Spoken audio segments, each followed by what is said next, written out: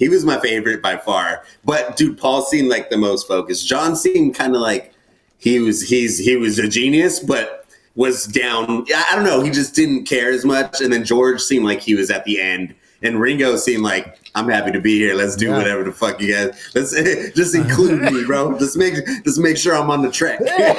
For sure.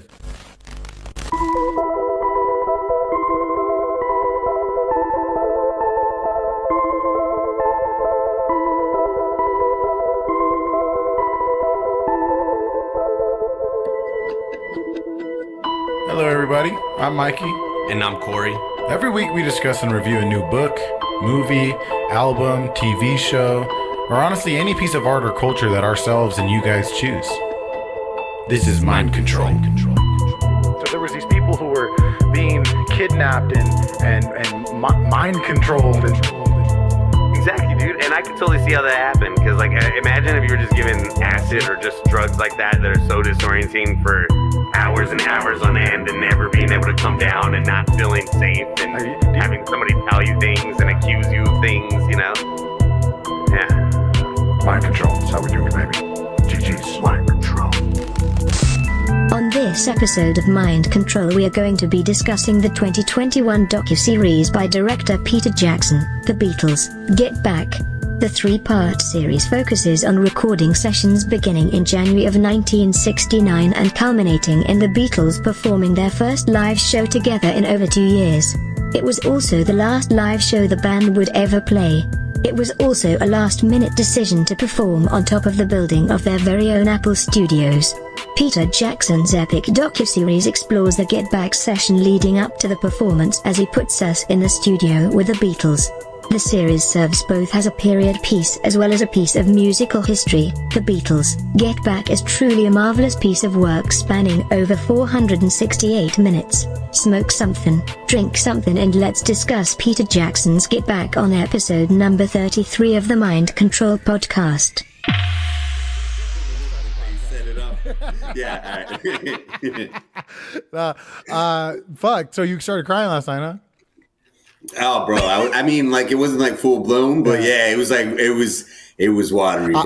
It was definitely wet in my eye sockets. I think I definitely shed some tears. The end, like how epic it was. Wasn't that shit the most fucking epic way to end that fucking documentary with that fucking performance and how the cops did and shit? Like it was so cool because it was like, you remember Across the Universe too. It was literally the ending to Across the Universe, but like in the real life version. Yeah. Remember Across the Universe? Because a lot of the things in Across the Universe are things that actually happened in history, and like that last part it was so dope, dude. That's why I was like, remember that, dude. You don't remember because at the very end they play on the roof, the girl and the dude again. I'm sorry, what's his name? Jude plays on the roof because he's trying to get her attention. Remember Evan Rachel Wood? Yeah. You remember Evan Rachel? Yeah, no, I remember. He's trying to get her attention.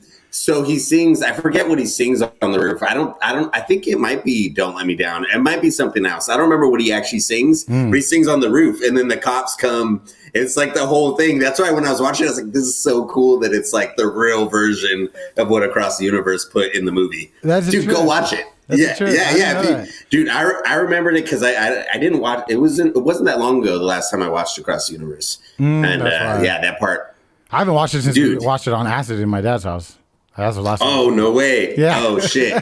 Oh, okay. Yeah. That could be why then. Yeah, that makes sense. But dude, that part was honestly that whole part, even though it was even kind of weird. I was telling Frankie, I was like, if I ever do a show, I won't ever feel weird about like not knowing what to play next and just playing the next song again. I was like, this is like what Travis Scott did when he played Goosebumps 11 times in a row. Because they did Get Back like 3 times. They did Don't Let Me Down twice. I was like, dude, I thought it was cool. I was like, dude, this is really cool for the people down here. Like, and then you got to hear it multiple times too. Like the idea of what they were doing. Like, and then they couldn't see them. They just could hear the live performance of the music. Yeah. I was like, dude, that's so fucking cool. And like to be one of those guys on the roof, like standing on your roof, like looking at that, like, dude, the whole moment, it was just like, that's what it was. It was just like a moment, you know? It felt like watching a very significant moment that I've never really seen it like that. Because I've seen like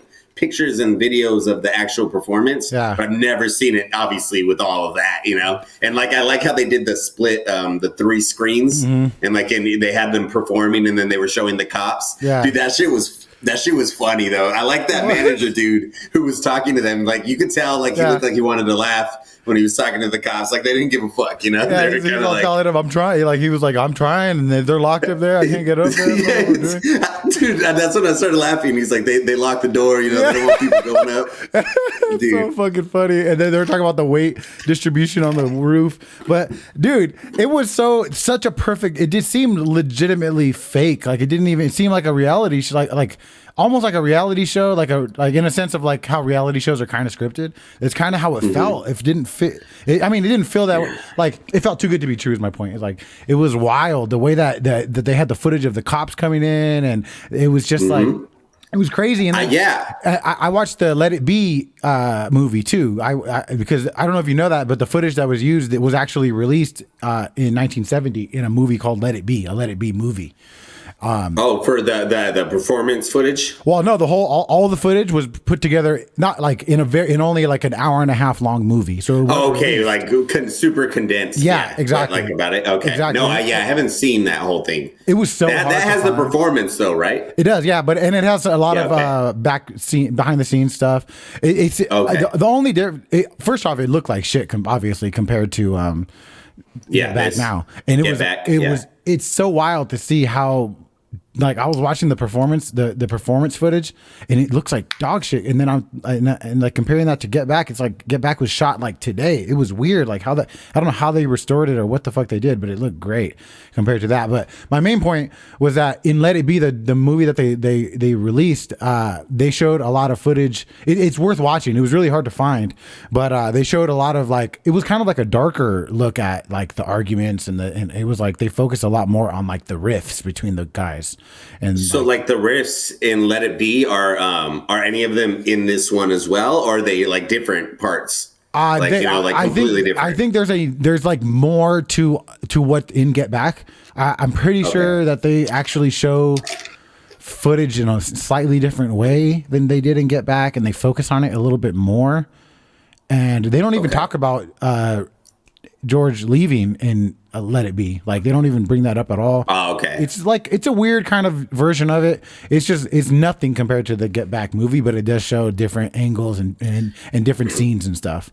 But so do you think it's because, I don't know if you maybe read about it, is it because the Let It Be movie when it came out was more done by like the Beatles all had a say in it? Like, so maybe like George or like the managers didn't want certain aspects, like don't show George leaving, because this one was all done by Peter Jackson. I know they produced it, but like I like because I know at the beginning of every episode it kind of said like we did our best to try not to bias it in any way, you know, to try to present things as they were and not like make anybody look any certain way, you know, present it as it actually happened, which that's what was so fucking cool about it. Like sometimes I would find myself, especially because I'd smoke, like not drifting off, but like it was almost like being in the studio with them, where you just, and then you'd come back and you're like, oh shit, okay, here we go. Like, you know, it was like being in the fucking room with them, which was weird because it was, I don't know, it was weird at moments, because at moments it felt like, what am I watching? Like, and it was just, I don't know. It was like I've never seen. Almost like awkward at times. Yeah, like being in, it was like being in there. It was, I don't think I've really seen something like that, you know, before. Yeah, it was cool. And then that's what made, like, because it was so, there was so, like, it felt so kind of realistic to life. Then when these moments would pop up, like the Get Back when he started making it, and like these little moments would pop up in the movie, they felt like I don't know, I'm trying to explain it well. They felt like as significant as a movie would make them, but it felt like, oh shit, this is like real though. So it felt even more like, oh my God, like what am I watching? Like, it's like, it was, I don't know how to describe it. I think just being Beatle fans, like it was just one of the coolest things, like, for sure, I've ever seen. You know, it was awesome. It totally reminded me of how much of a Beatles fan that I am, and like for those who don't know, who are listening, we have obviously been huge fans of the Beatles for a long time. You know, we've listened to it all for a long, long fucking time. We were such big, huge Beatles fans back in the day that in like 2000. 11 or 10 or something like that, we went to a Paul McCartney concert, and it was such a shock. To share a funny story from that night, we pulled up. It was me, you, Chris, and my brother, right? Just us four. Us four. And we pulled up and we were trying to find parking, and the security guard, we pulled up to a cop actually, and we said, hey, we're trying to find parking. And he said, for what? And we said, for Paul McCartney. And he said, what? He said, you guys are going to go see Paul McCartney? And we were like, yeah. And he was like all shocked. He's like, oh, okay. And it was a shock to him because we were like 4 18-year-old kids, going to go see Paul McCartney, and it was obviously some sick ass fools. It was some acid in our pockets, which is but still, it was. No, I think we took it. Didn't we take it as we took it as we were walking in? Because I remember walking by that wall, Yeah, and I remember starting to feel it a little bit as we were like getting to our seats. Because I remember then I had to go to the bathroom, and then Long and Winding Road came on, and I was like, what the fuck? Or no, that was later. But I remember when me and Daniel, when we first got to our seats, Drive My Car was coming on. And me and Daniel were, because I remember you and Chris were up, and me and Daniel were sitting. And I remember I was like, starting to trip out because it was a bunch of like kids around us, and I was like, there's kids and families, and I was like, dude, like this is gonna be crazy. It was just, but it felt so amazing, Yeah, it was perfect setting for sure to walk in to Drive My Car too. I think that might have been one of the first times I ever even heard that song, and I was just so hyped to be there. And then being in the back, me and Chris ended up some dude snuck in through the back and through the trees and had asked us if we want to smoke some hash, and then we smoked some hash, and that fucked us up. And we were some old dude, right? No, he was young. He was like young. Oh, I thought he was older. Early 20s. Okay. There was another guy I think that we might have smoked weed with. I don't remember exactly. I do remember Chris was trying to roll a joint, and he was so tripping out and couldn't do it that he was just like, oh, fuck it, and crumbled it all up and threw it in the air. A whole joint. And then after he did it, we were both like, what the fuck? We were like, why did you do that? Like, what the fuck? And he was like, I don't know, no. Yeah.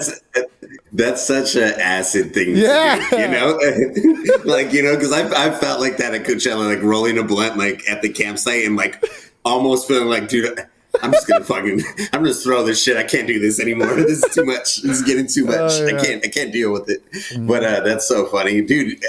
But I like the shows too, because when you look around, like that cop was tripping, because like that show, and then the second time when I went with Frankie, dude, when I looked around, that's the only show I would honestly say like I seen all ages, all races, of like everybody, like literally kids all the way to super old people, but of all races, Mm-hmm. And it was crazy. I remember both times, like I was like, dude, like remember at the Hollywood Bowl when they did Give Peace a Chance? I just remember looking around and just like, I mean, I know it had to do with the acid too, but it was just like, fuck, this is, it felt like a moment, Do you it was amazing. Do you remember when they were singing Hey Jude, and then he had all the women sing Hey Jude only?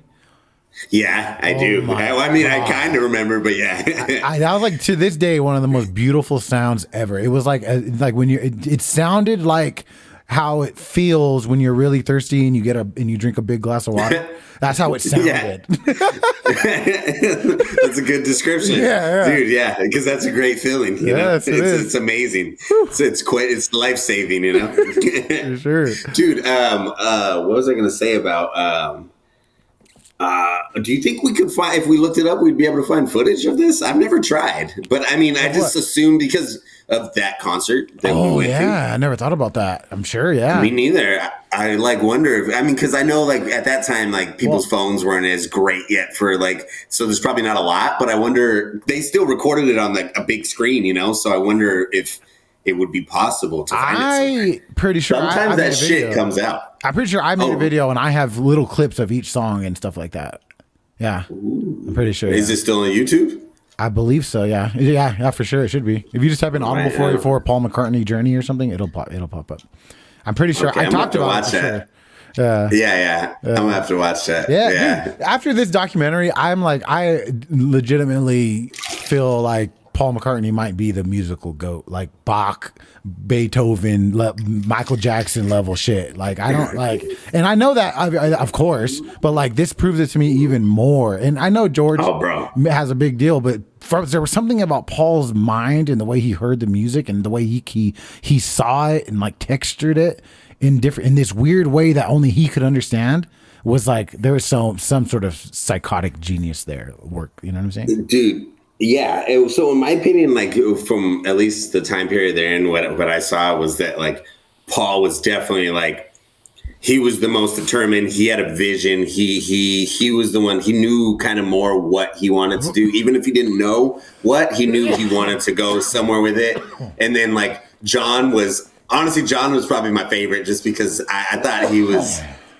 Honestly, dude, I don't know. I've always had this conception that maybe he was more of a dickhead. Yeah. And when I watched this, I thought like he was fucking cool. Like, you know, and like when Paul and George would kind of get into it, I like when sometimes he'd say things like in the last episode when they were like both arguing about how like they were either making an album or doing a live performance. And John's like, if you think like we're doing a live performance and you think we're making an album, like what difference does it make? Like we're fucking. Yes. I was like, dude, I just love John, dude. He was my favorite by far. But dude, Paul seemed like the most focused. John seemed kind of like he was a genius, but was down. I don't know. He just didn't care as much. And then George seemed like he was at the end. And Ringo seemed like, I'm happy to be here. Let's do whatever the fuck you guys. Let's just include me, bro. Just make sure I'm on the track. For sure. I like that. That was like, that's one thing. Ringo. That's definitely one thing that it was a huge like shock and like I think a huge moment and probably a big reason why Paul and Ringo were so like open to letting the footage be released and the movie get released, because the history was told like a motherfucker with this movie. Like it was a lot of shit that was kind of up in the air that we didn't really know about the Beatles was definitely confirmed or like denounced. Like I was shocked. One of the first things I was shocked to see was Yoko sitting there and everybody seeming like it was no fucking big deal. Like everybody was happy. They're like, oh yeah, okay. They didn't. Literally meant nothing. It was not a big deal at all. She had, I mean, and in the Let It Be documentary or movie, it did seem like they kind of like showed a little bit more of Yoko talking and being kind of like, I think I heard Paul mention something about Yoko being there all the time in the Let It Be movie. That wasn't in the Get Back documentary. I could be wrong, but I'm like 80% sure that happened. Well, in the Get Back, he does talk about it, but he kind of makes it sound like a big deal. He's like, why? Like, because remember, I think it's the end of the first or it's in the second. And he's like, you know, he's like, John always brings Yoko. He's like, but you know, like if he wants to be around her all the time, he's like, you know, like kind of like, who cares? You know, kind of seem like, what does it matter? You know, like if he wants to be around her, you know, I'm like curious. She could come. I wonder what. And then I what? No, I'm gonna go ahead. No, I was going to say, and then, like, you know, Paul had Linda there a lot of the time, too, you know, and she was just chilling. And then the daughter was there. Dude, I love when the daughter was there. Oh, yeah. And, like, when John was talking to her, like, it was just, dude, he was just funny. They just seemed like cool. It just made me like, oh, fuck, this makes me like them. And like you said, it squashed a lot of things that I feel like were, like, really pushed. Like, that's how I felt, too, about Yoko. But I love, like, when George leaves and then, they're all just jamming out because they have nothing to do, and Yoko's just screaming in the mic. I was like, dude, this shit is dope. I was like, I love how they're just like, they performed with her a couple times. Yeah, for sure. Like, it's a trip. Like, she really, like, I really like her now. Like, after watching this, like, I don't know what it is, but like, I kind of see why he was interested in her. Like, she has these weird, spooky, like sadistic eyes and like this spirit. Like I'm kind of like okay. She looks like a Charles Manson, like a bruja. Yeah, so shit. But I mean, that's like to my point. Like it really was like important. I think that this came out because it definitely showed like they were a lot closer than I thought for sure, and like it definitely was. I don't know. I'm grateful for them. I'm happy, grateful that this was released because it's just like, in a way, like the Beatles and their personalities and who they were as people and like their story kind of shaped me as a person in a weird way, if you know what I mean. Like sometimes I felt like Paul, sometimes I felt like, this guy and this person, and then I, whatever. And then when you see like these weird, like, I don't know, things that you build up in this way that you kind of project yourself into, and then you see them actually like kind of be defined in a certain way, it kind of defines yourself in a certain way. And maybe that's looking into it too much, but that's kind of how I felt. I was like, damn, this movie, there was like parts of myself from childhood that I was kind of like unsure about, I guess, that felt solidified to me because of this documentary. Does that make sense? Well, like with the Beatles, kind of. Yeah, like in a sense. Yeah, like in respect to their music making, to myself, all the acid experiences we had. I felt like the Beatles back. It was like a confirmation. Yeah, in a way, like I don't know if this is what you're trying to say. It felt like a confirmation for something. I feel like we kind of always wanted to be. Like I always wanted to believe that the Beatles were as amazing as I thought. I guess they were, and I feel like watching this kind of solidified how fucking cool I think they really were. And like, I don't know, just like, it kind of made it seem like, I don't know, like I've seen things before where you see artists you really like, and then you see a lot more into them, their personalities. And sometimes there's aspects that are like, whatever. And this made me reconsider all the things that I thought were whatever about them and think, oh shit, like these guys are fucking, I don't know, man. It just reminded me of us, like if we were famous. Like, dude, John and Paul reminded me of you and me. Like, I know that's like probably who's John and who's Paul? Like a pompous thing to say, like an asshole thing. I don't know, but it just reminded me of just being. I don't know, dude. Like, dude, oh man, it was cool. I told Frankie that, and she's like, oh, okay. And I was like, dude, you also said we're Drake and Kanye when they were performing. I was like, yeah. Oh, like, hey, bro, that would be us walking down. That'd be us. Dude, I would have shaved my eyebrows for that. That was the best part of the concert, them walking down. Oh, it was the best part, bro. And when they did the Adele song. That shit was crazy. Fucking fire. Dude, that shit was amazing. Oh, yeah. But, dude, that's John and Paul are definitely us, bro. Reminiscent of us. So to kind of like wrap up what I was saying, everything you said, yes. But everything you said, yes. And then but I think in my mind, I take it a step deeper because I have noticed that I project parts of myself onto people and things that I look up to. Like Haley, did you see that TikTok that I reposted where about her Spotify Wrapped? Haley, Eminem's daughter. Oh yeah. You saw that? Yeah. And she put that she was like in the top 3% listening to Eminem like on Spotify. Yeah. So that right there was like, oh my, that was another moment that kind of felt the same in a sense that like in these weird ways that I look up to people, I project versions of myself and I see myself in them. And then when I see things like they do great things, it inspires me and sees greatness in myself. You know what I'm saying? Oh yeah. That's kind of what I'm saying. Yeah. And I see them being the great versions of so like even when they made the music, like in their music making, like there were things that they did that I do, like humming along to music, and I'm like, oh, I do that. Oh, I am right in doing that. Oh, me and Corey go back and we talk about music, and we're trying to work on things, and we shoot ideas back and forth, and like, oh, we're doing the right things there. Maybe we should do more of this or less of that. And it was like, it was just confirmation, and that's what it was, I guess, and just weird in complicated ways I can't really. I feel you, bro. Watching them in the studio at times when like I would see like Ringo tired in the corner or whatever. Yes. It reminded me of being in the computer room back in the day. Yeah. And you would be mixing, and me and Daniel would be sprawled out on the floor, just doing nothing. And then there's dude, that's what it reminded me of big time. Like especially how they would just jam or just bullshit, and like so much of it was bullshitting compared to actually like laying down shit. And it was cool to see that it's like it's not just like these.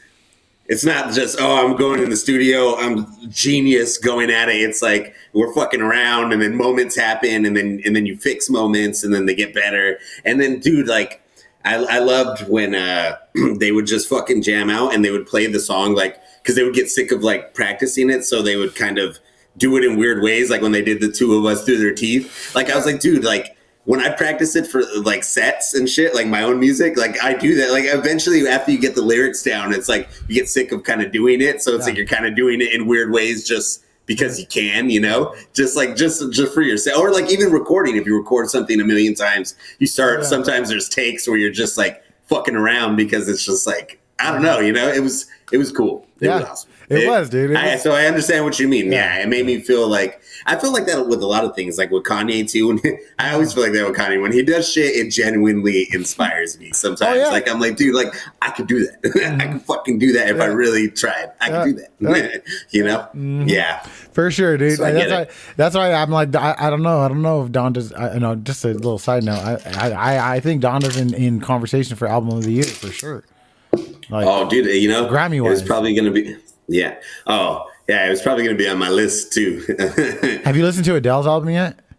Oh, no, yeah, my really. list for sure too. Yeah, I haven't listened to Adele either, but yeah, I've listened to just that song, and that song's amazing. I just haven't listened to anything else. Yeah. But that song that's on the radio, I keep forgetting the name of it, but it's fucking amazing. The one that they did. Oh yeah. Easy on Me. Easy on me, Woo! dude. He was singing that to Kim, bro. He was saying, "Go easy on me, girl." Wait, was he singing it? Nah, he wasn't singing it. Okay, they were singing it, but they were singing it to her for sure, bro. Yeah, what did he said? Kimberly at one point, didn't he? Oh, he said, run back to me, more specifically, Kimberly. Bro, that night I broke my no drinking, and I was pretty drunk during that, and I was like, no, I was fucking going wild. Yeah, that's a good time to get to drink, though. That's a perfect type of drink right there, dude. It was like honestly though, I'm really glad I didn't spend the money though. I feel being there wasn't as cool as watching it on TV. Mm-hmm. You know, I mean, I would have been. It's cool to say you were there. Yeah. You know, in another position. If I was in a different part of my life when I had the money to go, I would have fucking totally. For sure, bro. But I mean, I feel like I'm glad I didn't put myself in a financial situation to go to that because I would have been upset. Yeah, exactly. Yeah. You know, like if I just had the money to blow, fuck yeah, would have been front row. You know, like shit. Would have been on stage with Kanye. Even if I would have been in the chorus. I would have been singing in the chorus. I would have been the only white guy. Streaking. I would have been good. What? Streaking. I could see you go. Streaking. Going streaking through the Coliseum and into the gymnasium. But back to let's get back. It was so funny when I was watching that documentary the whole night because I was drinking. I don't remember what night and what episode I was watching, but I kept singing "Get back to where you want to belong." I kept singing it all night over and over and over. Get back, Joe. And then, dude, he was such a good singer. Yeah, he was. I love how he changed his voice so much. But Monica kept. It was like, oh my god, look at my cat. Dude, that's good. Oh, you sleepy? Oh, I didn't even notice him there. Chill. He's slumped, bro. He's slumped. Monica started saying it. Get back. She just she says it in a funny way. You had to be there. But you had to be there. Yeah, I had to be there. But yeah, I love that shit. Go ahead. You say something. No, you say something. Nah, in the first episode though, I just want to talk about it. Like, I don't know why it felt that way, but dude, when George leaves and then the episode ends and they put the words like George left and then they start playing "Isn't It a Pity?" The way that first episode ended, I don't know. It was like the end of like the Lord of the Rings. Like that's what it felt like. That's exactly like what it felt like. Like where I felt like, oh my god, like this was just a setup for just I don't know. It was I don't know the way it hit. I've been listening to that song nonstop. Isn't It a Pity? That song's amazing. Dude, George's songs on that album are fucking amazing. Like they're beautiful. Like I Me Mine too on Let It Be. Such a great song. Yeah. I love how it's about like just how, I mean, I would say it's even more true today with like social media, how everything is about, it's mine, it's me. Everything's about that. Cause that's what that song is about the ego, you know, about how everything is about you. Yeah. That's what he's saying. He said, all through the day, I me mine. And then he's what? Oh, bro, I was watch. I need to read lyrics more, dude. I need to read lyrics way more because I noticed that I project my own thoughts onto music too much. And I'm like, I think a song is one way when it's completely different. Like, have you ever gotten into George's album? I just did this morning. I was gonna say, bro, you'd probably really like it because like he's on the shit like we're kind of on now, where it's like how like life is like, I don't know, like dude, like the song Within You Without You, like, you know, the one that he has on the Beatles, on whatever. That Lord, I Need You track is fire too. Or not Lord, I Need You, but Need You, Lord. So look at this. This is what he says though. All through the day, I me mine, I me mine, I me mine. All through the night, I me mine, I me mine. Now they're frightened of leaving it, like the ego. Everyone's weaving it, coming on strong all the time. All through the day, I me mine. And then later he says, all I can hear, I me mine, I me mine. Even those tears, I me mine, I me mine. No one's frightened of playing it. Everyone's saying it, flowing more freely than mine. And then yeah, that, I mean, then it repeats. But yeah, dude, he's like talking about the ego, you know? Because, dude, if you listen to a lot of the songs on his album, they're all about like ego, you know? Because he was on that Eastern shit and like, dude, what? Dude, like, I mean, you've heard Sweet Lord, or what is it? Hare Krishna, my sweet Lord. Dude, I was just listening to that this morning. Yeah. Hits. Yeah, dude. But that whole album's actually really, really good. I haven't listened to it for sure. I literally liked it on my Spotify thing this morning. Nice. For sure. Dude, I mean, mine's one of my favorite songs though on this album just because of the lyrics. I mean, but some of the other songs like Don't Let Me Down, that shit hits. That's fucking every song. There's like almost every song is like classic fucking music. Like it's crazy. Wait, dude, so you're talking about the Let It Be album, right? That's what you're talking about? Yeah.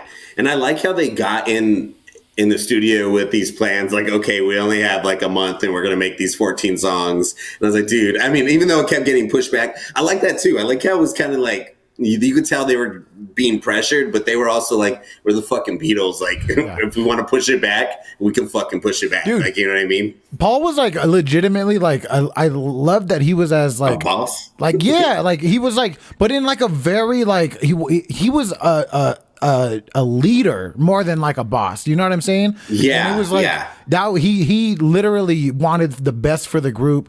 But he also wasn't a pussy, and he was able to say things that made people uncomfortable. And I was like, I really looked up to shit like that. Like that's dope. And you know, obviously, dude, you know, you have to prove that and to get that, be that type of a leader. But holy fuck, like, man, I would have followed Paul through the battlefields. You know what I'm saying? Like that he was, dude, the GOAT, bro, the GOAT. No, dude, I love the part when it's in the last episode when he's talking to John about the performance, and then I think one of the managers says something, and he's like something about, we've been waiting, like, or he says something like, and then Paul's like, yeah, that's why I'm talking to John, and I'm not talking to you. Exactly. Like, I was like, damn, dude, I love when Paul would do that, like snap at them. I was like, fuck. Or that one part, dude, it reminded me of Proof and Eminem when he says put another beat on before you get oh my on. God, he said something. Yes. He said something like, I forgot. It's like something about he said, damn you, or something like that. Yeah, he's like, I'm gonna kick you in the neck or some shit like that. Yes. Oh, he's like, I gotta put another a tape in or something like that. He said, right? Yeah. Dude, I loved the way like him and John would talk to Glenn, because I think that's his name, Glenn, because he would say, he's like, oh, Glenn. Oh yeah. The Glenn's the dude with like the pointy nose. I feel like he had a pointy nose. I think so. I think he was the one that was like doing a lot of the mixing and shit too. Because like they would like always, John would talk to. He talked to him a lot in the last episode. I'm trying to remember what he said in the last episode. Yeah. But I'm trying to remember what he said in the last episode. He said something. Fuck, I don't know, but I love the way they would talk to Glenn. They were cracking me up, dude. They were funny. Yeah. That's what I liked about them too. They were all pretty funny. Yeah. Like I like when they were having a serious conversation and Ringo's like, just so you know, I farted. He's like, wait. And Paul walks away. Yeah. I know. You can tell Paul's like, what the fuck? Yeah, it's true, dude. It's so funny. I love when fucking. Oh damn! I lost it. I lost what I was gonna say. I lost it. I forgot. Dude, you had it right there. I know. You were so close. I lost it. I'm too high. I spoke too much. Dude, I like when Ringo would show his little tunes. Like I felt like he was like, yeah, Ringo, good job, bro. Dude, Octopus's Garden is fire, dude. I fucking love it. Yeah. That song reminds me of the playground by your dad's house still, when we all tripped on acid and the night before baseball. Before things. Remember that? Yes. For people who don't know, we were playing. Me and Corey and my brother and another friend. I think it was just us Danny Boy too. Danny Boy. I think Danny was there. No, I don't think Danny was there. I think it was just me. Oh, maybe he was there. Oh, you're right. And then we went. It's just me, you, Steven, and Daniel, no? Yeah, Steven. That's who it was. Yeah. We fucking all played. Basically, it was like one of the most I live right in North Fontana area, California, and it's like super fucking windy right there. So we all tripped balls and went to this park across the street from my house, and it was like super fucking windy. So windy you could barely even hear each other talk. But we went into this park, and it was completely, like 1 a.m, and so windy that we couldn't hear. And what we did is, as we started peaking, we went on the baseball field, and everybody was like played a position, and we were like and like basically like air guitaring but air baseballing. We were playing baseball with air, and then somebody hit a home run, and then we were running the bases around, and it was like a whole thing. And it was it was like in Twilight. It was like in Twilight when they play baseball. You remember? Yeah, I do remember that. That's how it felt. Yeah, that's how it felt. But it was just I felt like I was running like the. Oh my god, that's funny. Holy shit! That's exactly how it felt. That's a good fun, joke. Dude. Yeah, that's a good joke. That was a good night. That was a good joke. Yeah, that was a good segment. Dude, honestly, I've always wanted to like do that again. Like maybe not shadow, but like maybe like get an actual basketball and like or something and like take some acid and go play sports. Like this shit could be kind of fun if it was just the homies, like just having a good time and fucking around. Dude, I've heard. Or you'd probably be disinterested and be like, all right, this is. I've heard everybody wins. I've heard of Joe Rogan. He talks about about MMA fighters. He said that he knows some who microdose psilocybin and probably acid too before they fight or like when they train and shit. And he said it makes them like just a little bit able to like dodge shit quicker and move. And like I'm like, what the fuck? I can see that. That's fucking crazy. Small amounts, Yeah, small amounts. Imagine you take too much. That should be scary, bro. You go bite. That's what happened to Mike Tyson when he bit that fool. He bit that fool's ear. Dude, I really like Mike Tyson, I don't know actually. I mean, I know a lot about him without knowing a lot about him. I want to watch like a documentary on like when he was like at his game, because like I'm pretty sure you've seen like videos of his shit talking. His shit talking was nuts, bro. Yeah. He would be like, I eat your kids. Like he would say crazy fucking like literally. I remember there was one where he's like, I'll fuck you in the ass, or he said some shit like that. I'll fuck you too. You love me, faggot. Yeah, dude. See, I want to watch like a thing on it because I'm like, bro, that's hard. Yeah. That's bro, scary. If I heard that, that's crazy. If I was about to fight some fool and he told me that, I'd be like, nah, I don't know.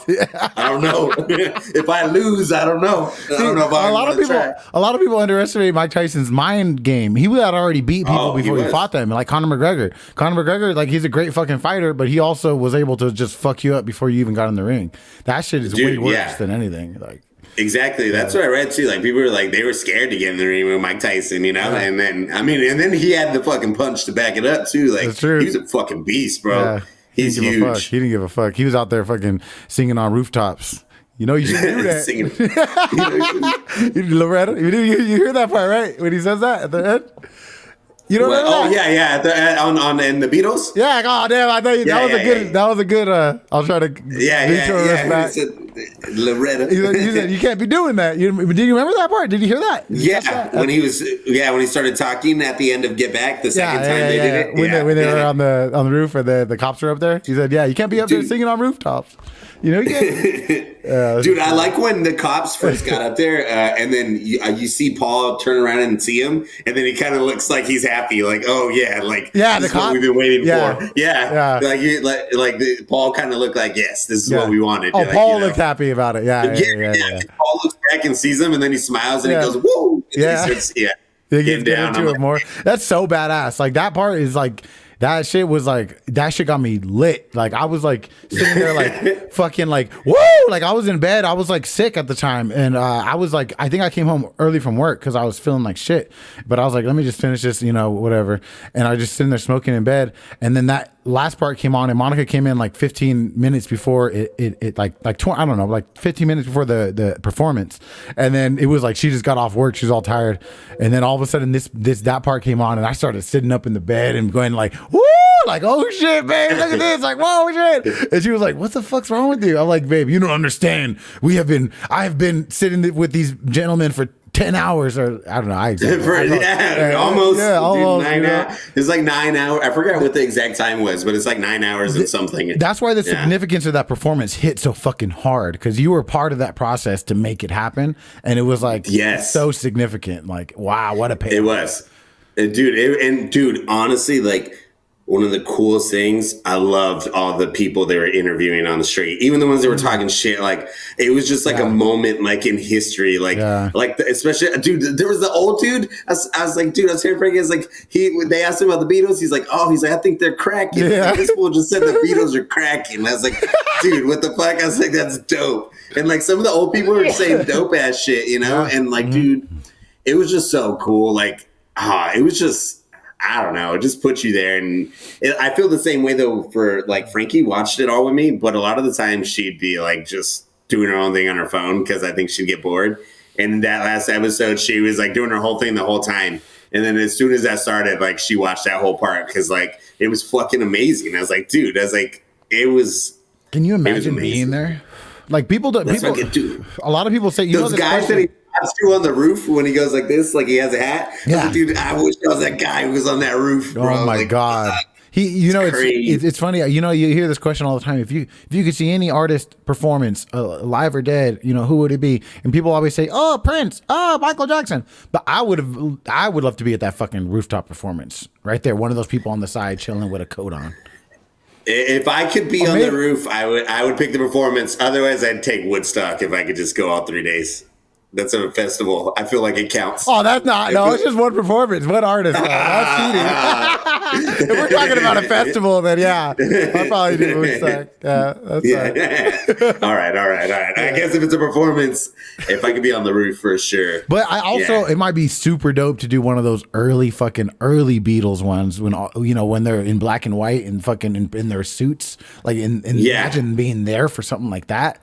Like, that seems like kind of maybe create wild too, like an early Beatles performance. But I heard also, I know at a certain point. And imagine also being like a 16-year-old girl. You could also be a 16-year-old girl if you wanted. All right. If that's the deal, then sign me up. That's the best of both worlds. Hey, if I was a bomb ass girl back in the day, I would have been a groupie for sure. I am now, and I'm not a bomb ass girl. I told you, I text you, I'm like, dude, I've legitimately I'm getting Beatle fever right now, or fucking the Beatle mania is hitting me right now. Like, I was like, damn, I love these dudes. Like, it was watching the fucking this shit. It really made me like, damn, I fucking love them, dude. It made me respect Paul even more. I didn't think that it was possible for me to like the Beatles more. It's crazy. I haven't been like listening to him a lot before this, and now like I'm listening to him all over again. Like it's almost like it almost feels all over again because there's been such a big gap in my like listening. Like I hear a song here and there, but it's been a while since I've like sat down and put the albums on and like listening to them. And now like I'm doing it a lot because it's just like it just reminded me how amazing and how significant a role they played in our aging, you know, like my teenagers. I remember listening. It's honestly a lot of the music's just kind of synonymous with the drug use too, which sounds bad, but in a way it wasn't, because it was like it was like a hand, like they were two very significant parts that shaped my life, you know, like the Beatles music definitely. And because I was getting into it at the same time as the psychedelics, it almost feels like they converged in a way that had almost like when you do cocaine and drink together and they become a different chemical. It was like that. It was like doing Beatles, listening to the Beatles and starting psychedelics and smoking weed at the same time was the perfect combination. Okay. Yeah, for sure. Yeah, I think when we went to Paul McCartney, it was one of our first times taking acid. I feel like it wasn't like we had. It was definitely early on for sure, bro. Yeah, we got it from Bobo on the way. Damn. Yeah, Bobo Baggins. Rest in peace. I would have called myself Bobo Baggins. Wait, he died? I don't know. Probably. Oh, I wouldn't be surprised. I like how you're laughing. I like how you're.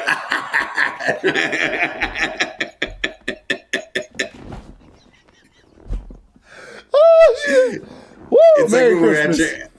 it's like when we were at your house tripping and you had the knife on Tony. me, and Daniel were just laughing and eating chili fries and shit. And it was sad. Dude, we fucking did so much. Oh my god, dude! That night felt like a scene out of Fear and Loathing in Las Vegas. Like that part, like it felt like we were those people for a moment. Like dude, the lawyer, like such pieces of shit. Yeah, I was such an asshole to him. There was one time where I gave him a bunch of mushrooms, and then he ate them, and then and after he came downstairs and he was like tripping balls, and he came to me like, I'm tripping, and I went and I scared him or something like that, and he was just like. Yeah. You caused him mental torment. I know.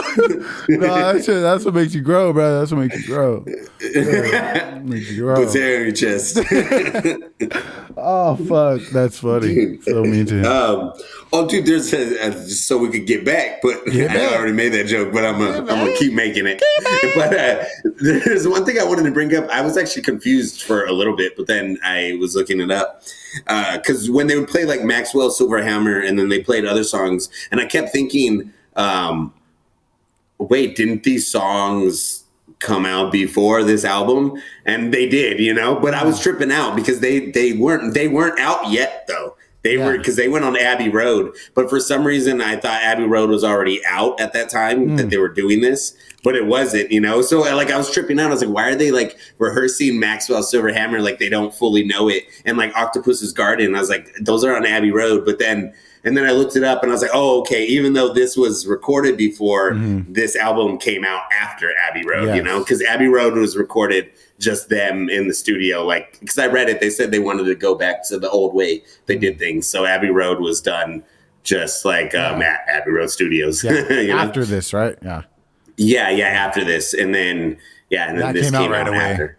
And then he came out. So I was confused for a minute, and I was like, "What's happening?" And I was like, "Why are they practicing like they don't fully know it?" Yeah. But I was like, "Dude, this is cool." When they had the little anvil and they were just hitting it, I was like, "It's so cool that they actually had these things to make the sound that they're making." Like, had to. Like now you could find an anvil sound. Then they actually had an anvil that they were hitting. It was such a different fucking way of recording too, dude. Like, imagine having to make 14 songs, but you have to learn to play them and then also remember the words and perform and then all that shit. Like, what the fuck? That's crazy. Oh, let's talk about that too, about how these motherfuckers were all geniuses. And like, literally, I was telling Frankie, I was like, okay, I know a lot of music, but I sometimes would have to hear the lyrics to remember certain things. I was like, these guys are literally remembering not just their own songs and the new songs, they're also remembering songs that are just by other artists, and in the middle randomly start jamming out and singing it. And I was like, these guys have such a vast knowledge of just shit in their head. They literally could just start singing the song. Like, like how many songs could you actually, like songs that we listen to now, could you actually, without the backing, just do the whole fucking thing by yourself, not really, and like they were just whatever. They're like, John would start singing something and they would all pick it up. Yeah. Or like, it was cool. It was like what jazz music, that's what I like about jazz music. When you see jazz, like in Soul, even though it was a cartoon, they showed that how like, it was just improvisation. You play off of each other. And there was a lot of that in this, and it's really cool. It just makes you respect the artist. And I even like, that dude, Billy Preston, that came in on the piano. Fire. He was dope, bro. The fifth Beatle. He was dope. Yeah, he was fucking sick, dude. The parts he was playing, especially in the last episode, I was like, dude, he's getting down. Yeah. And I like how he was just there. He seemed fucking cool, too. There were times where he looked tired and like didn't want to really be there. He was like, there were times I saw him, he was just like, fuck, like, which is respectable. Like, I respected that he still was there. He knew like, this is the fucking Beatles. I'll do whatever. Like, he was. Yeah, and they told him, they're like, you don't even have to stay. And he's like, he wanted to be there. Yeah. He's like, fuck yeah. Respected. Dude, I love, like, he did it, and then, like, a couple of them did it, but I love things like that. Like, when he was playing piano and he has the cigarette hanging out of his mouth. It just looks cool. Like, dude, you know who does that shit now? He's a DJ. I don't know if you listen to him. He's actually one of the few DJs I really, really like, is Gesaffelstein. Or Gesaffelstein? Gesaffelstein? Or is that how you say it? I think so. Dude, I know he's dope, dude. Yeah, like, I've seen those videos. Like, I like where he's, like, in the suit and he just has the cigarette hanging out. And I was like, dude, it just looks cool. I'm like, it makes me want to smoke a cigarette for that reason. He plays dope ass music too. Yeah, dude, his music's crazy. Yeah, I like that a lot. He was at the Yuma tent one time, dude. I was in there. I think I might have been by myself watching him at the Yuma tent. Really? Fucking. I see. I would go somewhere if I knew he's going to be there to go see him. And dude, he did it at Coachella. I didn't see it, but he did that thing with Vanta Black. I think I've told you about Vanta Black. It's like NASA developed it. It's like the darkest black ever, though. Like so if a room was painted completely in Vanta Black and you had a light bulb in the middle, it would not emit any light because it would all be, the black is like so deep that it actually absorbs the light. So like, let's say you had it in there, it wouldn't like be emitting light. It's weird, dude. That's why NASA created it. I don't know what they created it for, but he used it at a set. So actually you can look it up. If you see things, it looks crazy because it looks like, it's like behind him in a set and it looks like nothing. It looks like you're staring into a void. It's hard to describe it unless you see it. It's nuts. But he used it in one of his sets and I was like, dude, that's fucking cool. I think it was Coachella. I think it was his Coachella set. So you can look it up. There's videos of it, but it looks crazy. It looks like you're staring into a void. Like I don't know. I've never seen anything like it. Like if you look it up and you look it up in real life, like actually when it's being used, it looks, dude, it looks crazy. I'm gonna do it too. Guess Philstein. Well, or you don't even, dude. If you look up, you should look up. If you just type in Vanta Black and look at the face that's painted in Vanta Black, can you see it? Hold on. Watch here. I'm gonna post it. Look at this is the same thing here. I'm gonna put it. I see. I'm here on the images. Yeah, I see what you're talking about. Oh my god. Yeah, see? And it's like, dude, that's literally the same face, just painted in Vanta Black, but it looks like you can't see the 3D features. It's like they just disappear.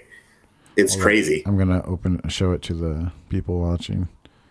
Holy fuck. Yeah, I see what you're talking about. Yeah, that's fucking weird. Yeah, so that's literally the same thing. It's just painted, and it's just, you can't see it because it's like, it's so dark. It erases like, it's weird. I don't even understand how it works. But dude, the Casafos thing was cool. It was, I mean, I didn't get to see it live, but like the little videos I've seen maybe I haven't seen him live then. Now that I feel actually maybe. What year was it? 2019? So I would have been there, right? Did I go to that one? I don't know, bro. Coachella 2019. Who performed that one? Dude, did you see his outfit he was wearing at that shit too? Yeah, that's why I'm like, I should remember that. That shit's crazy. Ariana Grande? What the fuck? Yeah, I didn't go that year. I don't think I did either. Kid Cudi? I feel like I did. Childish Gambino? I don't think you. Oh, you might have. Yeah, maybe you worked. No, I didn't. I don't know. You didn't. I didn't go that year. No, that was the year I didn't go, and then the next year was COVID, and then I haven't been. Oh, this was the last year. Yeah. Oh, hold on, real quick. My mom called me. Yeah, you're good. Hey, you know what? I somehow got recommended the Bohemian Rhapsody. In that movie, the new one, is that like kind of like this similar, like a documentary? So no, that's a movie. It's with Rami Malek, the dude who played Mr. Robot. No, but okay then. What I'm seeing is a performance, I thought. Oh, so there's an actual performance that was at the World Hunger Festival or something. There is an actual performance. You can look it up. It's Queen, and it's fucking amazing. Yeah. And then they made a movie called Bohemian Rhapsody. That's also the name of one of their songs, but it's about Queen and it's about the life. And I will say this: the movie's good. You'll like it. It's dope. Honestly, it's good. It's not amazing. It's not like Ray Charles where you're gonna get the deep, deep darkness, but dude, it's pretty good. And then the ending scene, they recreate in the movie the exact performance, and the way they do it in the movie, honestly, is really dope. When I saw it in the movie theater, it made me want to like get up and do a bump and get fucked up. Like it was cool. Like they do a really good job of emulating, because I've seen the performance before already, and they do like a perfect job. Like even the cups that are on his piano while he's playing, it's really cool. If you've seen both, it's cool. It's worth checking out. Check this out. So what I was recommended in my YouTube feed this morning was side-by-side comparison. What now I'm starting to see is the performance that you're talking about from Bohemian Rhapsody, the movie, and the actual live performance. And it was literally a side-by-side video. Oh, that's both cool. of them at the same time. So I thought I was just watching two different angles of the same show. And I was like, wait, why is this off kind of? I was like, wait, maybe they... Yeah. So no, one was a performance and one was the real performance and one was... That's great. I had no fucking idea until you said that. Yeah, I'm pretty sure the performance wasn't like... It was kind of short because they were televised, so everybody had sets. There was other people who performed there too. But yeah, dude, the movie does a really good job of like doing the performance over. And it was really cool to see in the movies because it felt like you were there. Like, I was like, oh shit, like this is hard. Yeah. It was cool. Yeah. Freddie Mercury, right? That's his name? Yeah, Freddie Mercury. Yeah, I've seen like just clips of him performing on TikTok and shit like that, and it's just gotten me like, wow, like just their performances are just, I don't know what. Watch the movie, bro. You'll watch the movie. It's good. I like it. There's not like a documentary or something I could like learn about the band first better. And that was probably so. I don't know. I know a little bit about the band. Like, you know, Freddie Mercury got. So what happened was he got AIDS and he ended up dying, and like he ended up. It ended up being.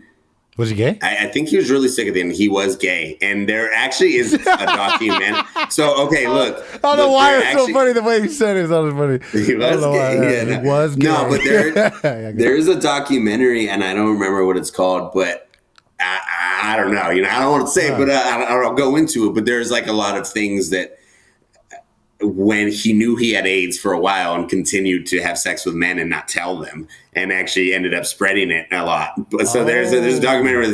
And so, okay, so originally with Bohemian Rhapsody, the movie, originally Sacha Baron Cohen was going to be Freddie Mercury. And have you seen them? Honestly, they look a lot alike. Yeah. But Sacha Baron Cohen dropped out of the movie because he didn't like that they weren't diving deep enough into the dark parts of it. He wanted it to be more gritty because Freddie Mercury's life was a little wild, you know? And they do explore it in the movie with Rami Malek, but it's PG-13, so it never really goes there, you know? And Sacha Baron Cohen wanted it to go there because he did live... He was, like, famous for his parties and shit, too, and, like, he had a crazy life, you know? So that's why Sacha Baron Cohen dropped out. And then Rami Malek. So I don't know if that's true. That was in the documentary, and I don't know if that's 100% true or if it's ever been confirmed that he actually knows that he actually did know. But there are people who say that he was aware that he had it and didn't tell anybody for a while and continued to obviously live his lifestyle, you know? And does the documentary like kind of like focus on that? And is that like the main point of the documentary? No, I don't. Shit, dude, I don't remember. It was a long fucking time ago. I don't even remember where I saw it at, dude. Yeah. It was so long ago. It was like it was probably like back in the day when I used to have cable. You know, like it was like something I had seen on TV. Damn, you don't got cable no more, bro, at your house? Nah, bro. I'm all in the metaverse, bro. Me neither. I've had cable with you. Wait, I'm looking it up right now. I forget. So sometimes we talk and then I start thinking like, what? We could just look it up. You know, tap your microphone. Tap it. Yeah. Tap. Oh, I don't think it's even been using that. I think it's been using the microphone from your laptop the whole time. I think that's what no way been using. I think so. Yeah. It sounds good. It doesn't sound bad.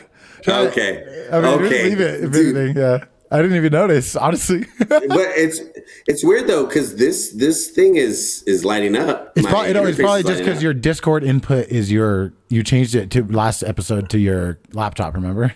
Oh my gosh! Change it, maybe. Wait, maybe it definitely should be. I think it sounds fine. Okay. It sounds totally fine, but. Wait, so if you go to the settings on Discord, yeah. Oh, go ahead. No, you're looking it up. No, my bad. Go ahead. Yeah.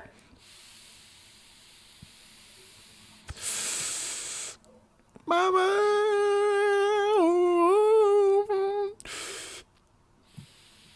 Let's see. I think this one. Let's see. Okay, wait. Mama. That's the only lyric I know.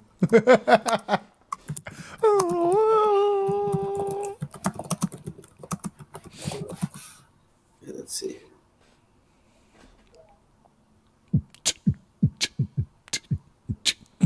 Oh, okay. Never mind. So there we go. So it's more like he thought he might have been sick, but at the same time, he never went to get checked. And they were saying a lot of people did that at the time, though. They didn't know. They thought maybe they might have symptoms for it, but they thought they also could just be sick, or they just, because of the way AIDS is, that he didn't go to actually get checked for a long time. And then when he did, I'm guessing he stopped. I don't know. Who knows? But they're saying, though, that it's just he was starting to look sick for a little bit and didn't really go get it checked out right away. So that's definitely not the same thing.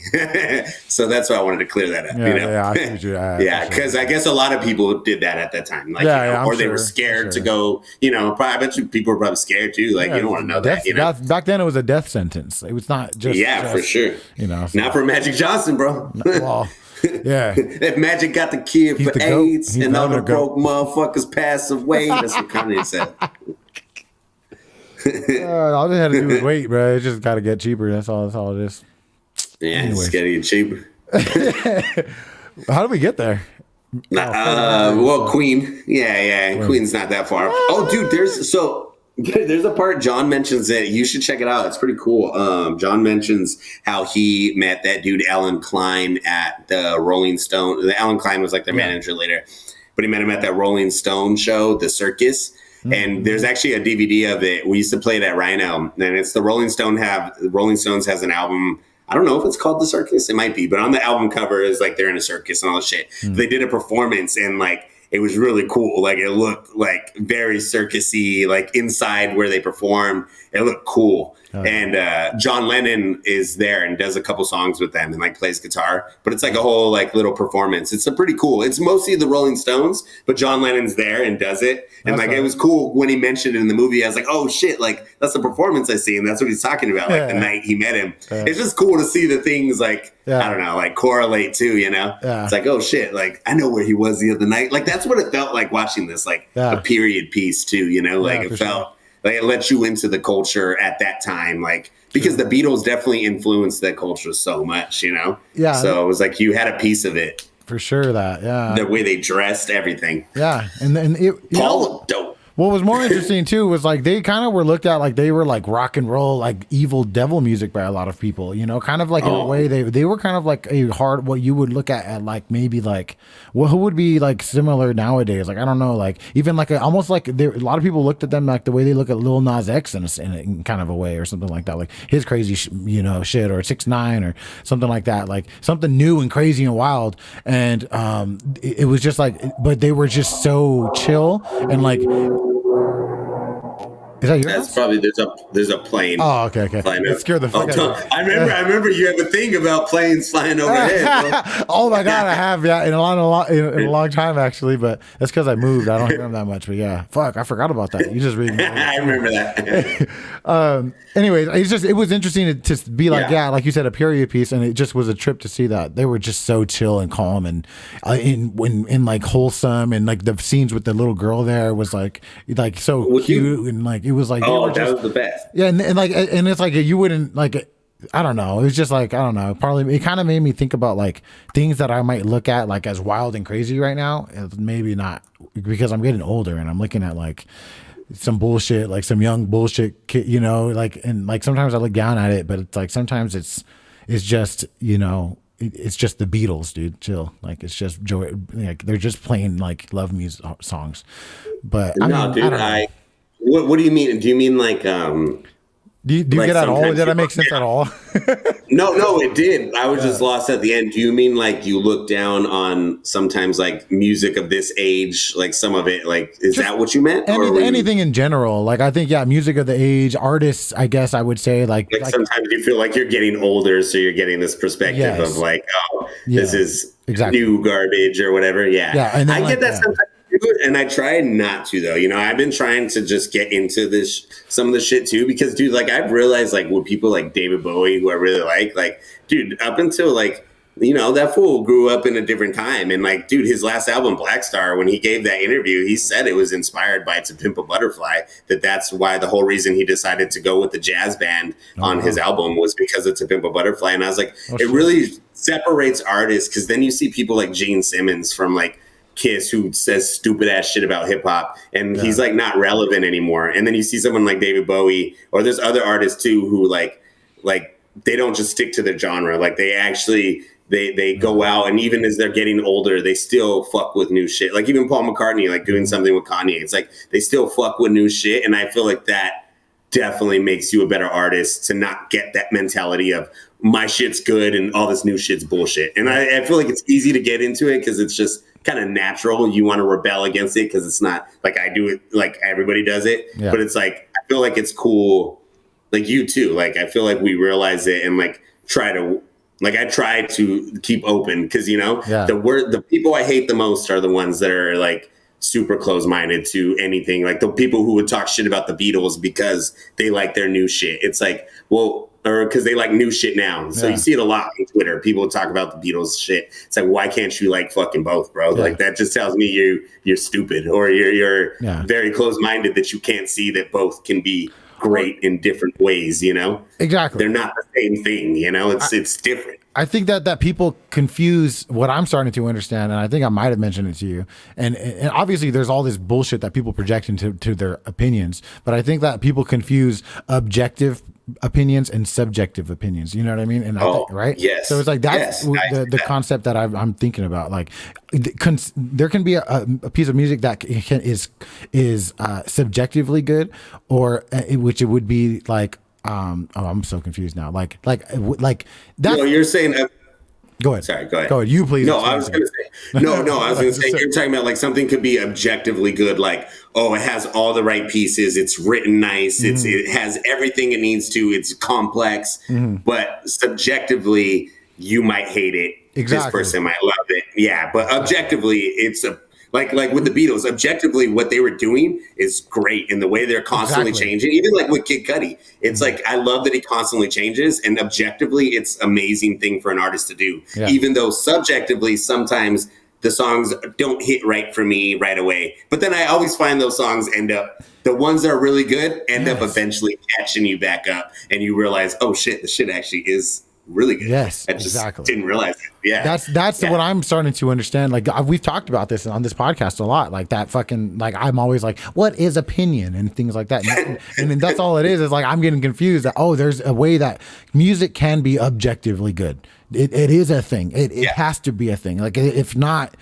It can't. I mean, but it is kind. There is an argument to where maybe it can't be objectively good, like or bad. Like what the fuck? Like think about it in a sense that like I don't know. It trips me out because I know that there are kids who make music in their fucking room with a webcam microphone and put their music on a beat, and then they hear themselves with an overdub, and they hear that shit and they fucking love it.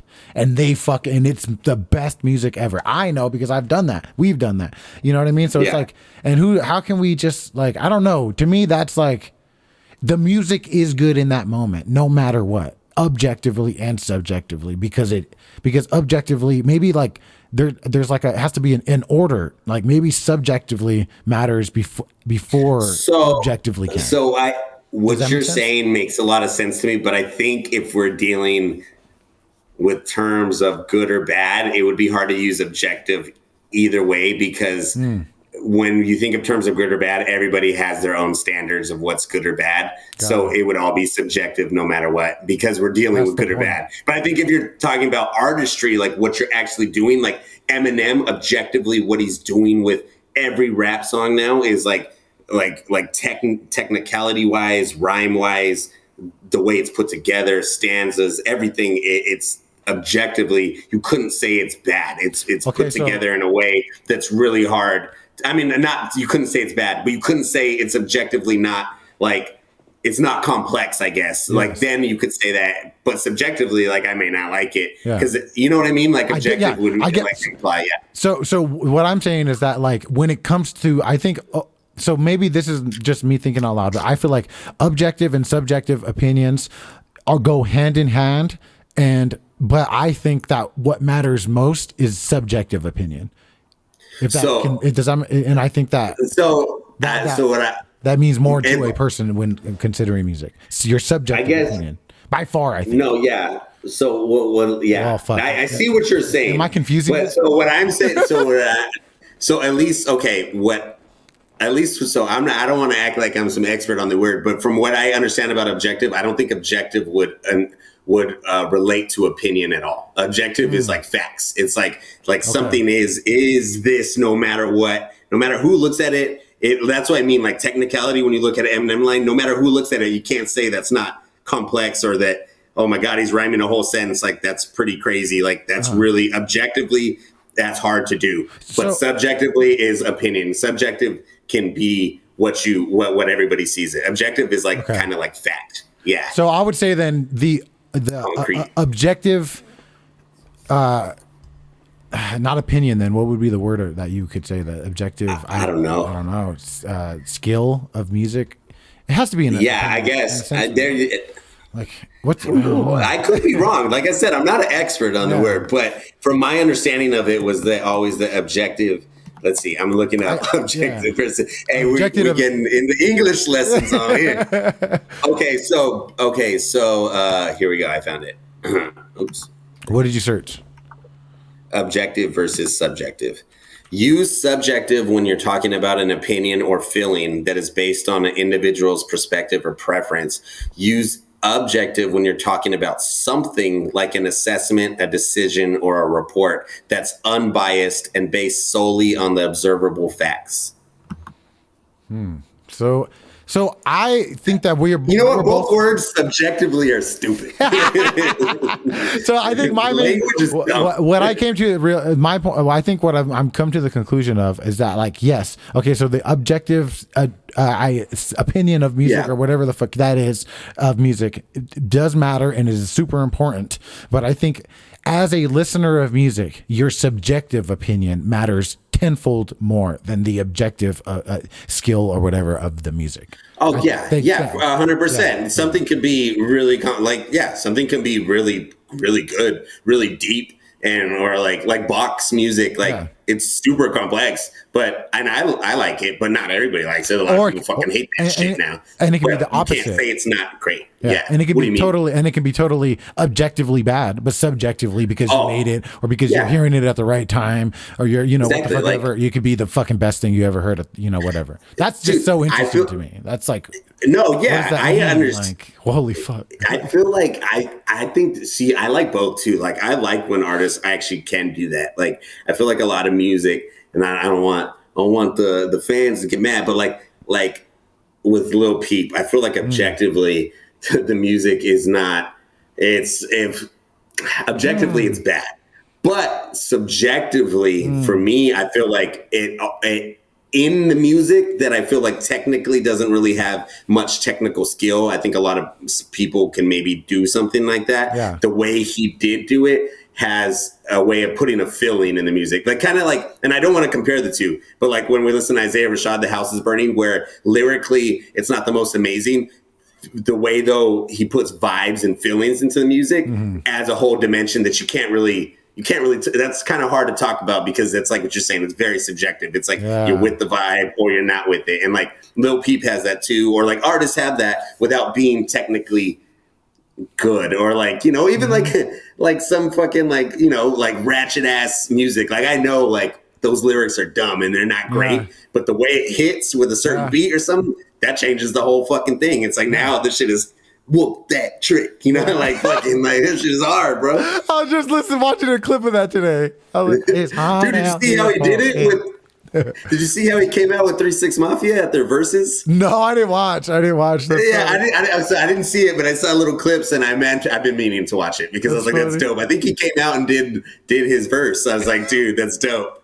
That's tight. Hell yeah, I've never watched any verses ever. I should though. I bet that'd be tight. I've only seen like pieces. Yeah, I've never watched a full one. It's a cool idea. Yeah, it's kind of weird though. Yeah. It's some New York shit, dude. It's on some weird shit. Yeah. It's kind of cool that they do them live though. Like now some of them, like that would be cool to go to a live one. I think they do all of them live. I think that's how it started. It started on Instagram. Oh really? Yeah. But I knew they were always like live. But I mean, like I think the 3 6 Mafia one was on a stage. Yeah, I think you can actually go. Buy tickets and shit. That's funny. That's dope. That'd be cool. Drake said they are not Drake. Kanye. They asked Kanye in one of those interviews. I don't know if you watched it with the Drink Champs or some shit. It was I saw pieces. Yeah, he had like yellow gloves on. That shit was fucking funny, dude. The whole thing is good. It's a good.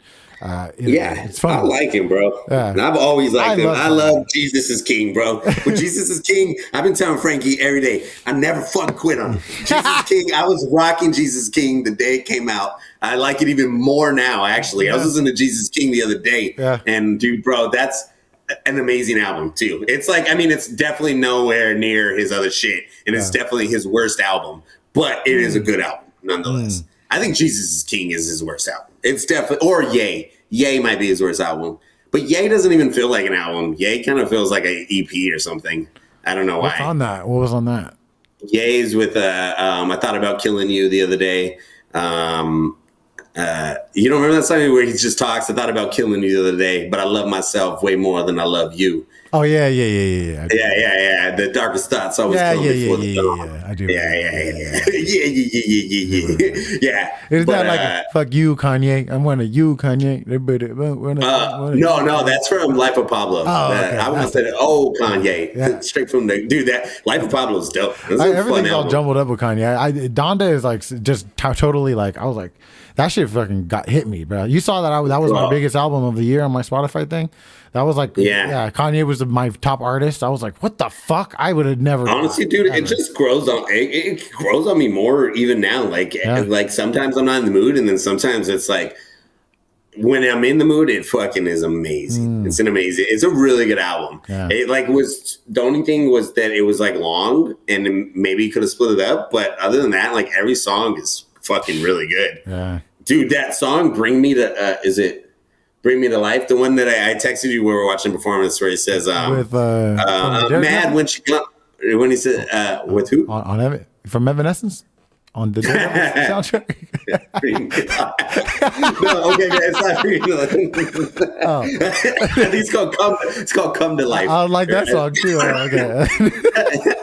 Because I love that song.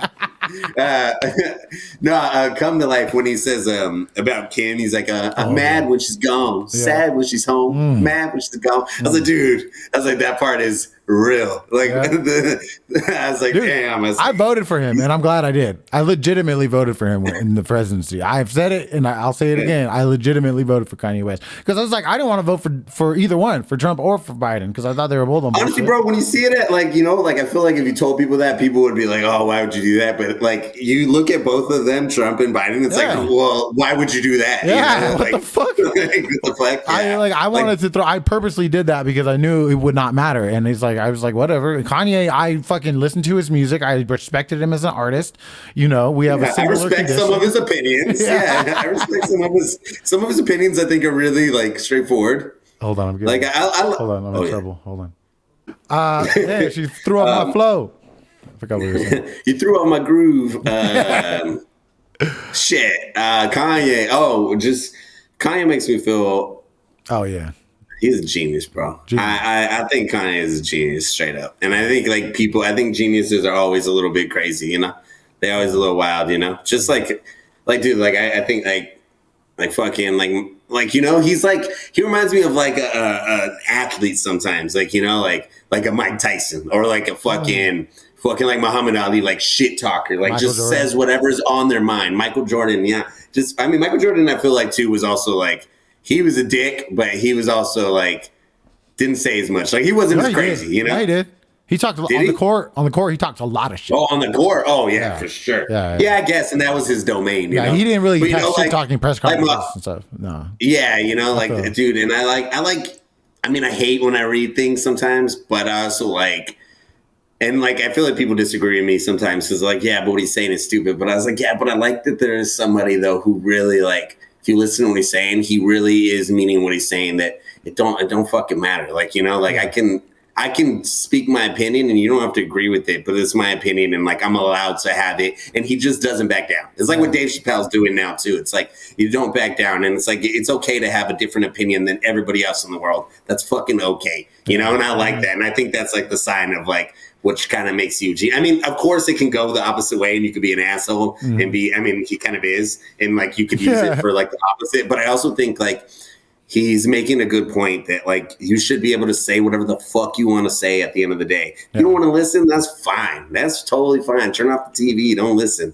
But you know, like I feel it. He's a genius. He's a genius. And if you don't want to listen to him, that's fine. Like some of the shit, I don't like what he says sometimes, but some of it's amazing, you know? And it's like, I feel like you couldn't get that amazing shit unless you got some of the stupid shit, because he's literally doing what most people don't do. And he's just saying whatever pops into his mind, which is not a great trait, but it's also not the worst trait. It'd be worse to fucking be a liar and keep everything behind yourself, you know? It's maybe it's not a great thing to just spurt whatever comes to your mind, but I feel like at least you probably know where you stood with him, you know what I mean? Oh, 100%. Dude, he would speak the truth. Trust me, I know exactly what it's like to say shit that you shouldn't be saying in situations that you say them in.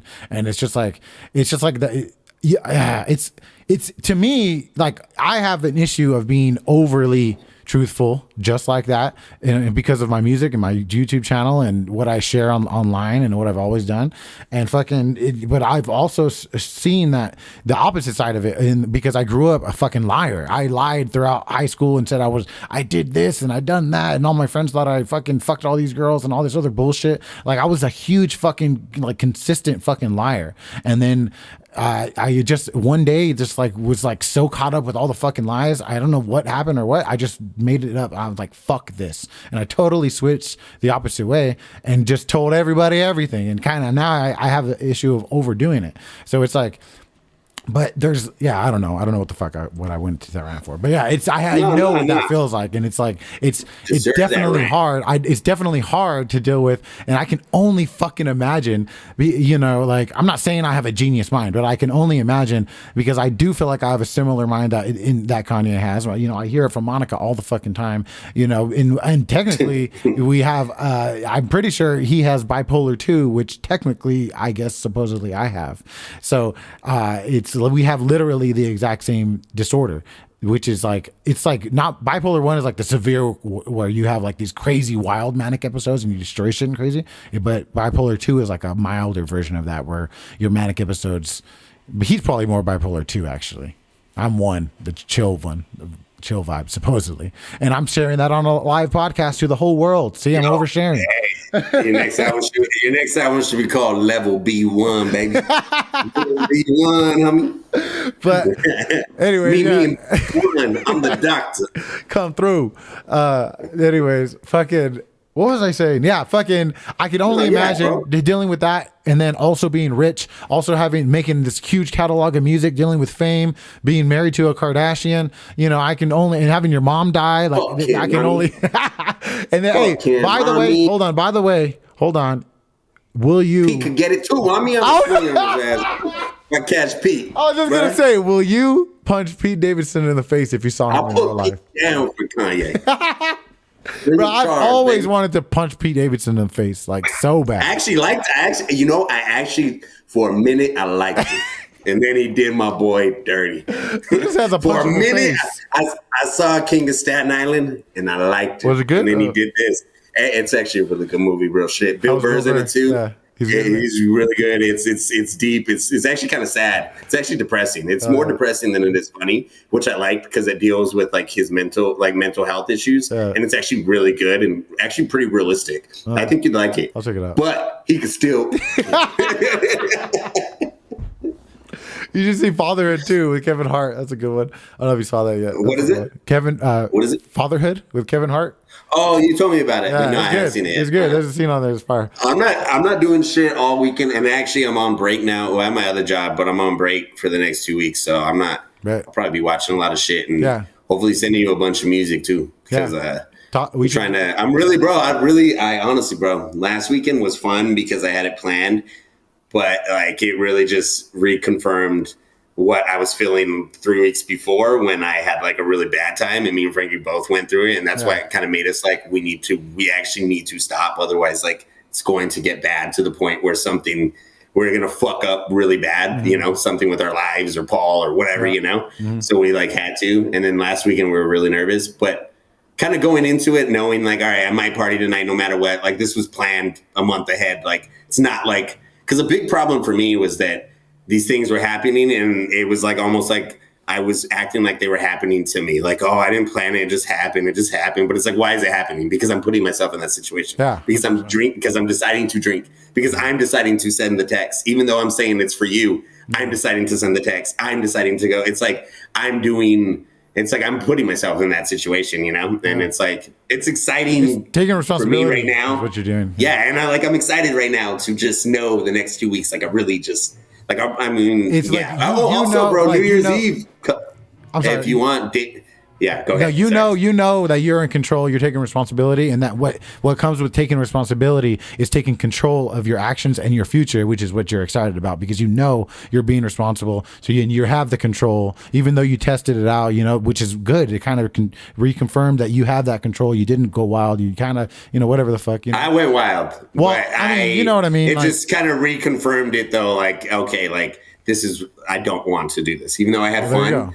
Like, see that? Yeah, that was the thing. Like the last time it was like felt bad for me, and this time it didn't feel bad, but I still felt like instead of normally in the past when it doesn't feel bad, I feel like, oh, can't wait till next weekend. But I felt like, okay, I had a lot of fun, but I still know I don't want to be doing this again for a little bit because it's just not. I don't know. I don't want to over drink anymore. I don't want to I just don't want to overdo it. It's like, who the fuck am I without it? I feel you. And literally I'll say is statistically, like you said, yeah, this time it was good. And yeah, that is the point. That most of the time, sometimes it is. But statistically, if you just think of the numbers, it's bound to happen again, another bad night. Mathematically, it is going to happen. That's kind of what I had to tell myself. So I was like, mathematically, I am, that's what, that's how I tell Monica, like, because we kind of got to the same point, but with alcohol or with, whatever the fuck, and just craziness all the time and arguing and like craziness. And we had to get to a point where we had to chill the fuck out. And it was like, I just kind of made it up in my mind. Thank you, baby. That it was like, ooh, shit. Speaking up. Bro. That was perfect. It was like you planned that. I was just talking about alcohol and how we're chilling out. We're not drinking anymore. We're just chilling. Thanks, babe. Bro, it was literally, I gotta see just that part back. Bro, I gotta see that part played back because, like, bro, it was so perfect. We're chilling. We can't. Just taking it easy. Thanks, babe. Anyways, that was my point, that I came to the conclusion that statistically that crazy wild ass bullshit night that you can have some negative shit is probably going to happen again. And it's like, once I realize that, I'm like, oh shit, I got to chill out. Like, just play the cards. It's like you're playing you're playing in Vegas. So yeah. Bro, I know you have to go soon, but before, so we just get back one more time. Get back, JoJo. I love it now. I wanted to bring up in the end of the second episode, I tried to look it up, but nobody really seems to confirm it. I thought at the end of the second episode, it kind of looked like they were drinking like absinthe or something. And then they all get it seems like they get fucked up at the end of the second episode. Do you remember? And they're all they're like playing, but they're all kind of like laughing. And they're drinking something. And then there's one part too, it looked like there's a little powder on the floor. And I thought it was the sugar, because like with absinthe, you crush up like sugar tablets. Because like it didn't look like Coke, but I was like, oh, maybe it's like sugar tablets. And like, because like, dude, I don't know, maybe it was just the vibe I was getting, but they seemed, without ever saying it, like, I was like, this kind of looks like the beginnings of like one of our nights where you start getting real fucked up, like where it's not just alcohol, almost like it's like almost manic. Like they kind of look like they started getting that where you kind of check out, where you check out and it's no longer exactly just you behind your eyes. Like, I'll rewatch that. Yeah. I remember they were drinking. That's what I thought, they were drinking beer or something like that. But they could have been, though. It could have been they were just starting to get drunk. What do you want? He said, I'll take a beer. I'll take a beer. Okay. It was at the end of the second though. And, but yeah, dude, maybe they were just drunk, but dude, I liked it either way. Cause it was cool. Like seeing that in them, like seeing them like, oh shit. Like they look like they're getting to that point where you're like, even Paul like was like kind of like in it too. I was like, dude, they all were getting fucked up. I was like, that's cool. I want to get fucked up with them. Like, I want to vibe out. It reminded me of that night when we were with Robbie and we were just kind of vibing and playing music. Whoo, that was like, we got to do that, dude. We got to do that. But we should do, bro. We should fucking take a tab and fucking put these on and watch them straight through all three. Oh my God. It'd be like being in the studio with them, bro. With instruments? And just jam with them? With instruments. Oh my God. And then just talk to them. We'll interact. Like, hey, maybe it's time we get the divorce. Let me see. Dude, did you see that experience? Did you see that part when John like goes to pull something out of his pocket and then he sees the camera and he's like, oh shit, and he puts it back and he's like, yeah, you didn't see that? Really? No, yeah. I probably did, but there was just so much. You know, I definitely want to watch it again. I was telling Frankie that the second after I ended it. I was like, I'm definitely going to start watching. I'm probably going to watch this shit multiple times. You know, like Lord of the Rings. Yeah. I watched like, Let It Be. Yeah, I watched the Let It Be thing and just had and watched it like that. It was just felt so quick. I was like, that's it. It was an hour and a half, so it was like nothing. It was so hard to find though. The only way I could burn you a DVD if you'd like to watch it. I doubt you'll be able. Yeah, I would. Can you burn me a DVD? Yeah, I will. Hey, thanks, bro. We should do that top three thing next. Unless you have anything else, we should definitely. No. I'm down. I was going to talk to you about that though, because I was just making sure you didn't want to do today because I was like, I don't think I have my top three picked out. And then also I wanted to ask, we're talking top three 2021 only, right? Yes. Only things that came out this year. Okay, cool. Perfect. I just want to make sure it wasn't like top three of like whatever I was listening to this year. I was like, that'd be too hard. Yeah. No, 2021 will be better. Yeah. Okay. Top cool. three, right? Yeah. Top three. And then we'll do like top three, any media or top three music, top three movie, top three. I think we do music, movie, and book. Okay. I don't know. I don't even know if I've read 3 books this year, or that came out this year. Here. Hold on. It's froze. Yeah. Hold on. Mike. Oh, I can't hear you. Yeah, you're frozen. Yeah. Oh, you're back. You're back now. You're back too. Are you back? Yeah, I'm back. Yeah, you're back. Okay, it's a little blurry, but I mean we're ending right now anyways. Yeah. It looks good for me, but okay, cool. What were you saying? Oh, I was so maybe what do you want to do then? Yeah, no, just do top three all together? Album, movie, and TV show? Yeah, we could do that. Okay, cool. Or series or whatever. Yeah. And then maybe at the end we could do some honorable mentions of things that we just like. And then maybe our favorite books. Maybe our favorite books. Yeah. We can do a top one that we read that year. Yeah, because honestly, bro, so many people don't fucking read that we can name any book this year and it would be fresh every year because people don't read. Or we could just do a top 3 of whatever books we read this year. It doesn't matter. Yeah, that's what I mean. Like the top 3, the books don't have to be from this year. Yeah, but just everything else does. All right, there we go. Okay. Did we even exit this, or should we get back so we can get out? I mean, we can finalize with like a little speech, you know, each. I mean, like speech. But yeah, I mean, overall, I love the fucking documentary. It was amazing. I'm so grateful for it. I'm thankful to Paul and Ringo for letting it be released, because I looked up interviews and stuff, and I guess a big reason why it took so long to get released was because Paul and or whoever, the Beatles estate was not wanted. They didn't want it to be released. They were like they were keeping it hostage, and I guess Peter Jackson got wind of it, and he talked with them, and eventually they, I guess the Beatles themselves, Paul and Ringo, were finally signed off on it because specifically they thought it was time and that the history needed to be told, and that that's was cool. Like that's super dope. So that's a definitely, like, I'm thankful for that. I'm thankful for I don't know. I'm just I really do feel thankful for them as a band, and like all the albums and the years of music we've had. Like, it's fucking wild. Like, I don't know how this is the first time. I mean, obviously they don't release like music like that, but I mean new music. But it's like that's probably why this is the first time we haven't really done anything on them. But it shapes a lot. I've even started hearing what the Beatles have done musically, like in things that, like, after this documentary, I kind of like, because this was all this shit they were doing was new. Like, all their sound was all so new, and it's kind of like the way they made music and layered it and texturized it, and just like, I don't know, it was there was something about it that I hear in music now, especially even more after watching the documentary. So yeah, I was thankful, grateful. It's fucking fire. 10 out of 10. Yeah, Peter Jackson does it again, like you said. Yeah. Same, bro. 10 yeah. It was amazing. I don't really know what to say about it other than it's like, oh, you know what? Actually, let me read this thing. I screenshotted it for a reason because I thought they fucking worded it kind of nicely. Let me see. It's right here. Oh,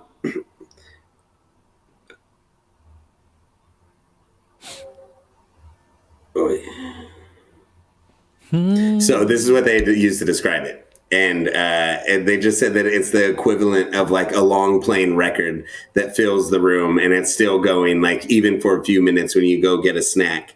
They said they kind of compared it to like a Twitch stream. They were saying like a modern day Twitch stream. Like, no, but they were saying like how it feels like, because I felt like that too. Like there were moments where you kind of could check out and do a little something on the side and come right back into it. Like as if you were in the studio with them. Yeah. Like it felt like they said, like I could get up and go back and get a snack. Like as if I was Ringo going to get a snack and I come back and sit right back in the studio with them where they're all working. You know, it felt like I think. Okay, actually, I worded it better in the beginning, so fuck that.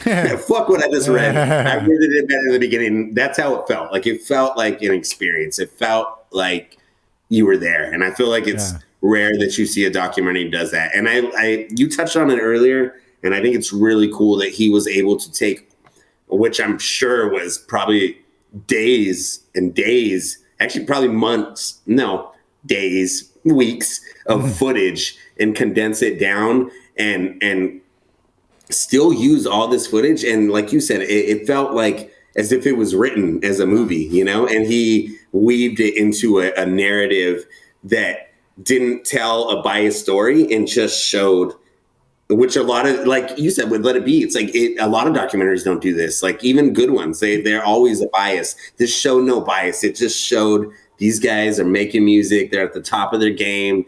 They're this, and it was that. There was no Paul's good, John's the bad guy, this guy's the bad guy. It was these guys making music. It was like the rawest and most realistic portrayal I've ever realistic. It was real portrayal of though like making music, like you said too. Like it was like watching how it was watching how it actually is. Yeah. But it felt similar. Even though we don't use instruments, there were moments that just felt familiar, and it was amazing. It was really cool.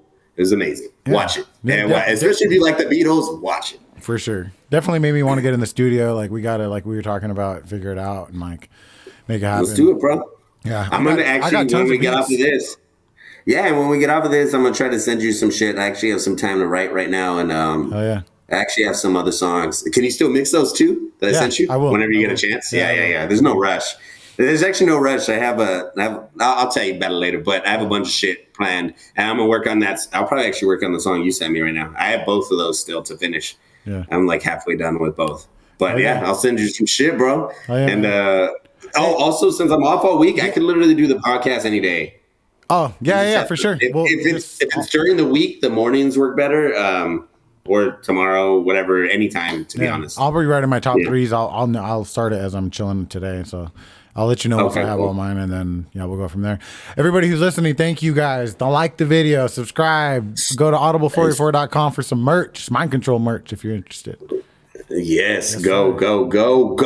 Subscribe, watch the Beatles. Hare Krishna. Yeah, Hare Krishna. Yeah, all of that. Mm-hmm. All of that.